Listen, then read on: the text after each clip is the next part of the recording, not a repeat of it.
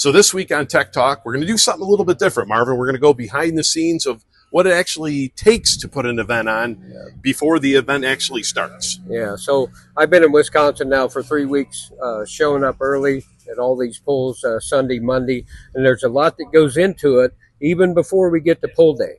And here at Toma, with it being a super national, I'm dealing with a lot of vehicles, a lot of numbers, trying to keep it straight on what track.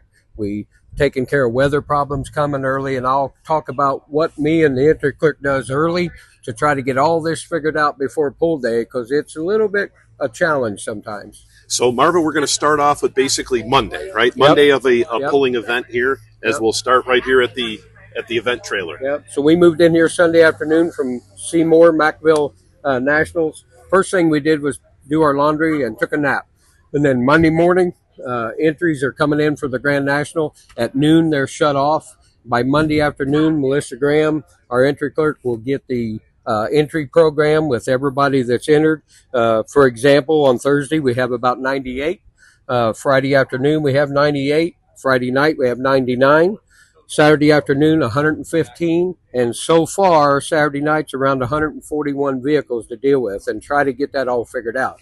So we'll step in here, kind of take a look at what I've kind of helped her do, but she's the brains behind it, and what she's dealing with here, and take a look at the inside of the entry trailer. Right now, she's taking entries for a regional competitor, which can walk up to the window, and then she takes their entry, puts them in the lineup, prints her entry card. Everything here is everybody that was pre-entered for the Grand National, and she's got them all separated per team, per vehicle, for both sessions. As soon as they walk up to the window, she can give them their entry cards for the whole weekend, with all their tickets to go next door to get a hot and cold band, free gifts from Toma. Hot Shots gives them free gifts for being a puller, and she's got it all organized and arranged, and it looks like a big line, but it don't take her long to take care of everybody. So after entry and all the numbers are kind of put into the event, then you take those numbers, Marvin, and let's see what you do with them. Yeah, so it's kind of a chaos for a little bit. So it does make a difference. You got 2 tracks here. You got a super national pull and a lot of entries. So there's a couple things you got to go into to get it all figured out. One, you want to have an equal show on both sides on both tracks, but you also got to worry about little tire, big tire, unlimited horsepower, low horsepower, and all that goes into this wonderful math equation to figure out what makes the show the best and flow the best. So once the entries are taken, I'll take all the numbers and figure out and look at tire size and what the horsepower is, and that's how I come up with the mods are going to run first, and the super stock diesel, then light super on the grandstand. Then you got full wheel drive and light pro stock regional on the infield. And that all makes an equation of how it works on how many numbers. For example, we have 39 full wheel drives and presently about 13 to 14 light pro stocks. Well, that's right in the neighborhood of 54. Well, these 3 classes over here add up to almost the same. So hopefully it comes out to the show time where they about equal out the same or 1 or 2 apart. And that equation goes into every session by how many numbers and what the division is. Looks kind of lopsided here on Friday night. You got 5 classes here and 2 classes over here. Well, you got 27 and 34. And then over here, that adds up to about, I think, 53 or 6, whatever it was. Well, this looks bad, but it's really not. These 2 classes here, that's hardly very much of a sled change. It'll be a quick change from one class to the other. When the unlimited, we get loaded up for them, it's a quick sled change or absolutely no change to pull semis. And then we just pull a couple of 3 blocks out and run the Pro Stock 4-1. So that'll happen quicker than it looks. It looks really lopsided, but when the show's going on, it'll probably come out pretty close before the end of the night. Now, Marvin, you were just explaining with the this what it takes to change the sled as well. That goes into that equation as far as you got to think about all that, because all that takes time.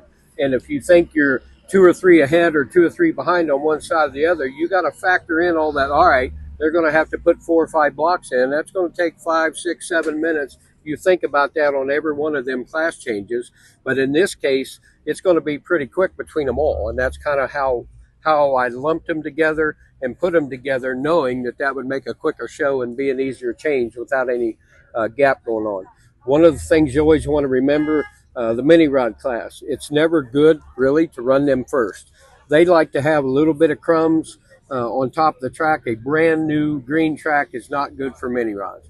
So we always try to run them second, mostly all the time. And they're really good behind the four-wheel drive class because four-wheel drive makes crumbs. But in this case, we're going to run them behind the Super Farm. There'll probably be 10 to 15 of them. That'll get the track broke in, stirred up. We'll put the mini rods right behind them and end up pretty good. Same thing over here on the other side. The light mods are pretty good to run first. Super stock open behind them, and then 34 two-wheel drives is going to come in behind them. So we've got everybody entered. We've got what track, what vehicles are running on what track for the sessions. Now we got to get them lined up. Yeah, so that's another problem. So pull this size with all them vehicles, we're going to run 3 scales. So this is a scale assignment that I've assembled, and I've listed all their divisions under the scale number. So you either be on the left one, the middle one, or the right one for what class you're in. Once you weigh on a scale, each class pulls twice this week, you will stay on that scale until you're done and you go home. And that makes a smoother flow too, because once they get weighed in, get it right the next day, they just roll right across normally. And this too is based on the numbers per session each day to try to get it figured out so you don't have 100 here and only 10 here. So every day but Saturday night, I've got it pretty close with 144, 141. Saturday night's going to be a little bit of a debacle, but we're just going to have to deal with it because the first 4 sessions before that, it's pretty even and it's going to flow pretty quick and get them into holding before the show starts. So now we've got everybody scaled. Yep. Let's get them lined up and ready to go pulling. Yep. So Marvin, we've made our way into the hot pit area, the staging lanes, if you will. And here at Toma, it's a little bit different than some of the other events. It's kind of an enclosed area here. How does this all work for staging? Well, so talking about flow and making it quick and making the show go good, it's also important that we have a game plan. And with a show this size and this many numbers, it takes a lot of people and a lot of organization to get these guys in here, get them lined up, get it so we can get them to the sled on time. And I'm going to tell you that we don't give them their agenda. They work on ours. So with a lot of help and tow tractor drivers, if you can pan around this big lot here, you'll see the hot pits. You'll see all the tow tractors sitting against the fence, a lot of the equipment. When she gets panned around here to the left, you'll see the gate where they're going to enter back by the skid loader. When they come through that gate, each competitor will get dropped right there by their own toter, and then the Toma guys will grab them with a lift tractor or a skid steer, and they will stack them against the fence by division, last guy first, all the way out to the number 1 guy.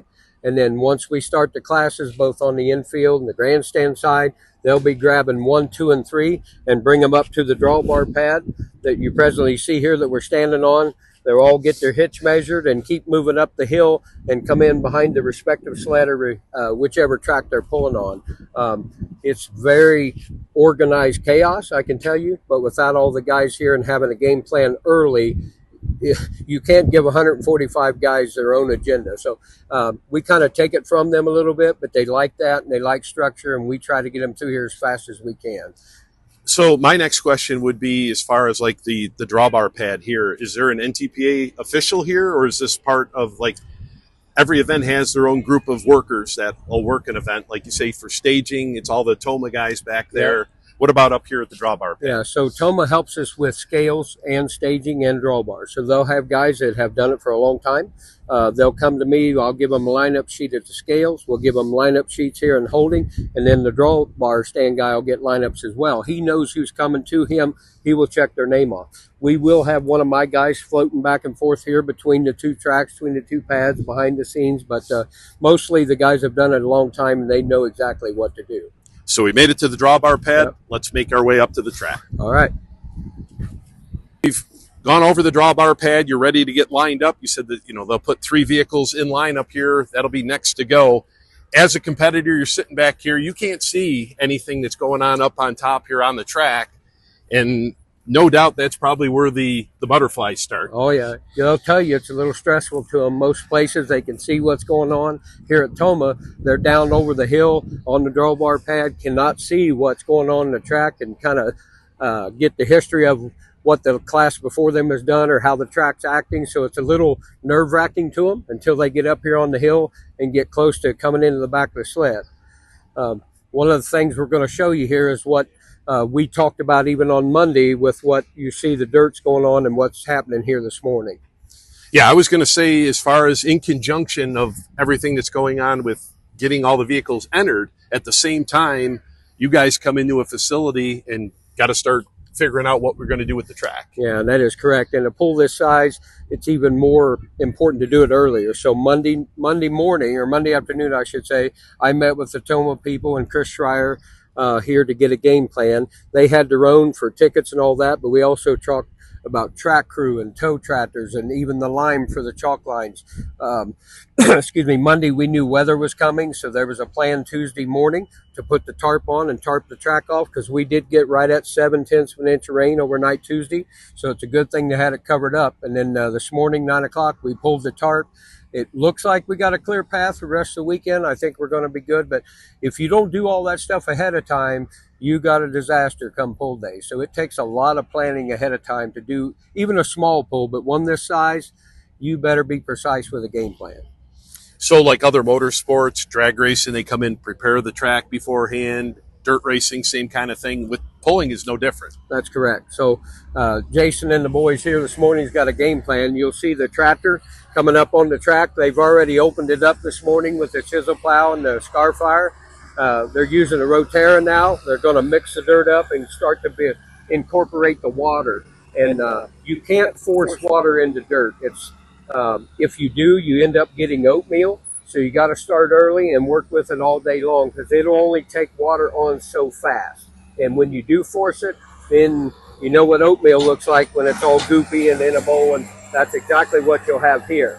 So they're going to mix in what they've opened up this morning, get it broke up as fine as they can, because two of the secrets of doing a good pulling track is you want to get the dirt as fine as you can, and you want to break the water down as fine as you can. So you can drip water on it, you can let water run on it, but if you mist water or spray water on it and break the water molecules down, just like the dirt, the smaller the dirt piece is, the smaller the water molecule, the more even you can get the water into the dirt and get it mixed up and have a perfect, consistent track. So here we are. We're on Thursday morning of pull day.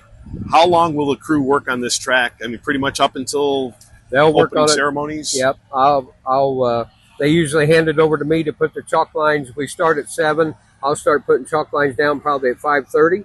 And if they haven't had weather problems, they'll hand it over to me or have at least one side ready for me to start laying the chalk lines out and keep preparing it. And then at that point, they'll start misting it on top, either with a scraper blade or whatever, just to keep it wet. Because once you get it ready, as long as you don't let it crust on top or get little white caps, track will be perfect. So that's kind of what they're going to have to do all day, and kind of watch the clouds. We've got a couple dark clouds around, but hopefully there's nothing in the area and they can work on it all day and get it consistent. First day is always pretty good, but every day you pull on a track and the longer you work it, the more days you work it, it just keeps getting better every day. Just fine tuning every day through. Yep. Now, Marvin, something that they do here at Toma that they don't do at most other places is they've got a scraper blade on each track. Yep. And tell the folks what they're doing there. So I can tell you, they'll have 2 road grader operators that will come up over this hill every time and drop that blade and push the dirt back into the starting line where the tractors or the trucks have thrown it back under the sled. And if you watch them, or you can be out here watching tonight, it is unbelievable that, one, you can drive up over a big hill, drop the blade, not gouge the track, and shove that dirt lightly right back into the hole and back out of the way. And you don't see that in too many places, but they got it fine-tuned here in Toma. So that particular part of it, that prevents the dip. Yep. Right? We see a lot of times that dip develops on the start line. Yeah, especially with your big tire classes, your Pro Stock that's heavy, your Unlimited, your mods. When they take off, they throw all that dirt under the pan. Well, in a couple tractors, all of a sudden you got a 4, 6, 8-inch hump that the sled jumps over, and then it disrupts the sled, it disrupts the tractor. So we try to keep it as even as we can for everybody and keep that push back in that hole as best we can. You can't get it perfect, but it's better than not doing anything. So, Marvin, you showed us behind the scenes what goes on up until pull time. Now, when pull time comes along, where do we see Marvin? Are you just kind of everywhere? Or? Well, I'll have my lineup sheets to make sure all my guys are in place about 6:45. They're all sitting at their stations ready to go. The 100-foot, the finish line flagman both sides, I'll check in with them. I'll have a partner on the other track. I'll be here checking in with everybody, letting the video guys know that we're ready to go, let the announcers know we're ready to go. I will have already talked to my first 2 competitors.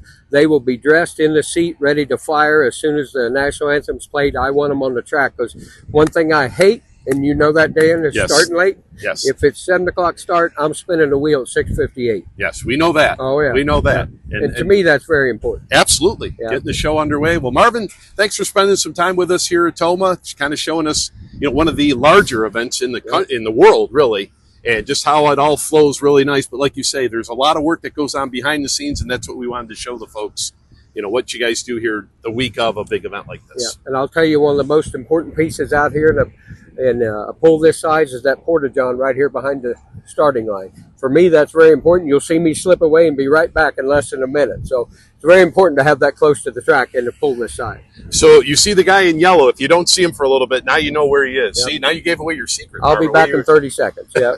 Yeah.